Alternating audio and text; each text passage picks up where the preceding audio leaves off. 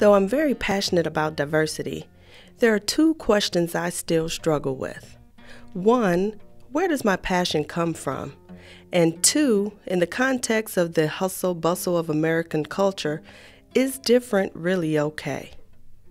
Perhaps my passion stems from listening to people speak foreign languages as I shopped with my grandmother as a child, wishing I could speak those languages too. Having the impulse to study art history in college, only to find myself more fascinated with the culture behind the art versus the art itself. The tendency to read novels with backstories alien to me. Taking courses in topics as far away from my experience as possible, like Chinese painting and poetry. Listening to and loving music from the Rat Pack and Judy Garland, or traveling to foreign lands to immerse myself in different world cultures. I may never know the exact answer to where my passion comes from, but I do know the moment I found difference to be distinctively okay.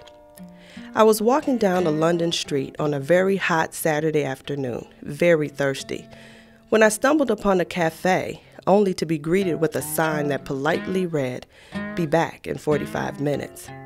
I felt my anxiety start to instinctively creep up, all of my common American responses making attempts to ooze out of me. I dare they be closed. What about business?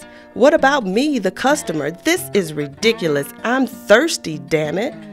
Then I began to look around and saw others casually read the sign and walk away. Then I chuckled to myself as I pondered what this scene would look like back in the States had the same sign been found on the front of a Best Buy on the same Saturday afternoon. I may never know where my passion for diversity comes from, but on that very moment, on a London street, on a hot Saturday afternoon, as my anxiety subsided, I definitely knew difference was okay.